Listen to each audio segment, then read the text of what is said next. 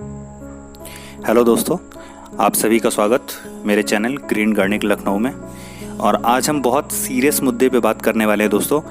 अभी ज़्यादा दिन नहीं बीते, 5 जून को हमने विश्व पर्यावरण दिवस मनाया है। सोशल मीडिया में हमने देखा होगा, न्यूज़पेपर में हमने देखा होगा कि देश के बहुत सारे मुख्यमंत्रियों ने जगह जगह पे पेड़ आरोपित किए हुए हैं।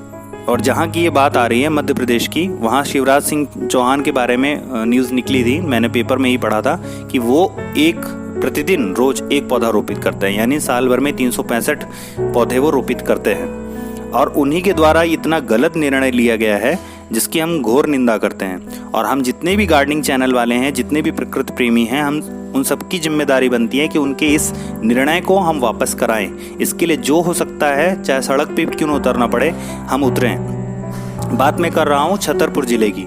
छतरपुर जिले के बक्सवाहा रीजन में, जो कि नोरादेही अभ्यारण्य के अंतर्गत आता है, वहाँ पे एक टाइगर कंजर्वेशन पार्क भी है। वहाँ पे इन्होंने परमिशन दी है आदित्य बिड़ला ग्रुप को कि 2.25 लाख पेड़ काट करके हम हीरे निकालेंगे।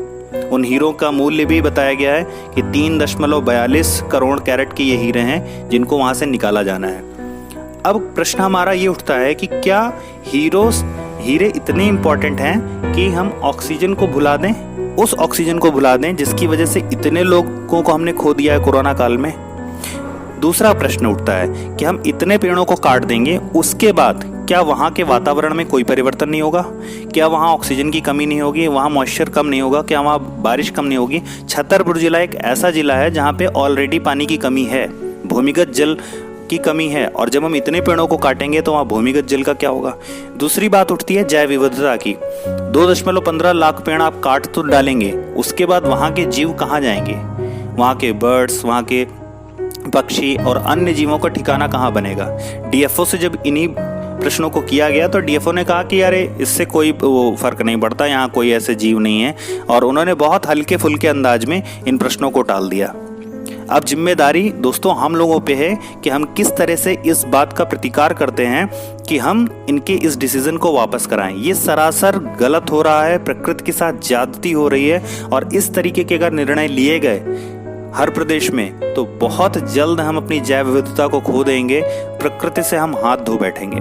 प्रकृति को बचाने के लिए आज आवश्यकता है कि हम सभी आगे आएं। अच्छा ये है, सुनने में ये आ रहा है कि सोशल मीडिया पे कुछ लोगों ने शुरू कर दिया है, वहाँ के लोकल पीपल्स ने पहुँचना शुरू कर दिया है, और वहाँ पे चिपको आंदोलन की शुरुआत की है छोटे मोटे तरीके से। उन्होंने कहा कि हम पेड़ से चिपके रहेंगे, हमें काटो, बाद में पेड़ को काटो। सोशल मीडिया पे भी ये मुद्दा उठा है, और किसी ने शायद नेहा सिंह जी ने एक याचिका भी डाली हुई है सुप्रीम कोर्ट में। तो वो बात की बात है कि सुप्रीम कोर्ट से ऑर्डर क्या आएगा, क्योंकि सरकारें दबाव बनाती हैं और हमने देखा है सुप्रीम कोर्ट ऑर्डर दे देता है पेड़ों को काटने का। परंतु आप इस मुद्दे को जोर शोर से सोशल मीडिया पे उठाइए। आवश्यकता पड़ती है तो कोरोना काल के बाद हम सड़क पे भी आएंगे और हम सभी मिलकर इस निर्णय को वापस कराएंगे। हम बक्सवाहा में इस खादान को बनने नहीं देंगे, हम 2.25 लाख पेड़ को कटने नहीं देंगे। हीरो के बिना जिंदगी गुजारी जा सकती है, बट ऑक्सीजन के बिना जिंदगी नहीं गुजारी सकती।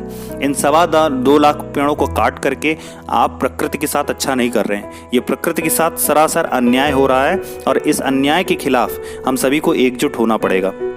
दोस्तों इसके बारे में जो भी अपडेट होगा वो मैं डाल दूंगा अपने चैनल पे। लेकिन प्लीज़ प्लीज़ प्लीज़ आप सभी से हाथ जोड़कर मेरा निवेदन है कि इस बात के लिए आप सभी लोग अपने सोशल मीडिया से आवाज़ उठाइए और प्रतिकार करिए, क्योंकि गलत चीज़ों को अगर हमने सहने की आदत डाल ली तो ये मुख्यमंत्री आज हैं कल नहीं रहेंगे, परंतु हमारी प्रकृति के साथ बहुत बड़ा अन्याय हो चुका होगा।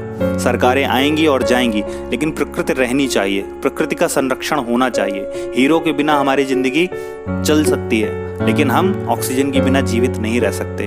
उन जीवों के बारे में भी सोचिए जो वहाँ के निवासी हैं, जिनको वहाँ से खाद पानी सब कुछ मिल रहा है, खाना उनका वहीं से मिल रहा है। तो इसलिए आप सोचें, जलवायु के परिवर्तन को सोचें, कितना भयानक वो होगा। अतः आप सभी लोग एक साथ आएं और इस मुहिम को सोशल मीडिया के माध्यम से अवश्य चलाएं। आप सभी मेरे साथ जुड़ें, मैं नीचे लिंक प्रोवाइड कर दूंगा डिस्क्रिप्शन में। आप सभी का धन्यवाद दोस्तों।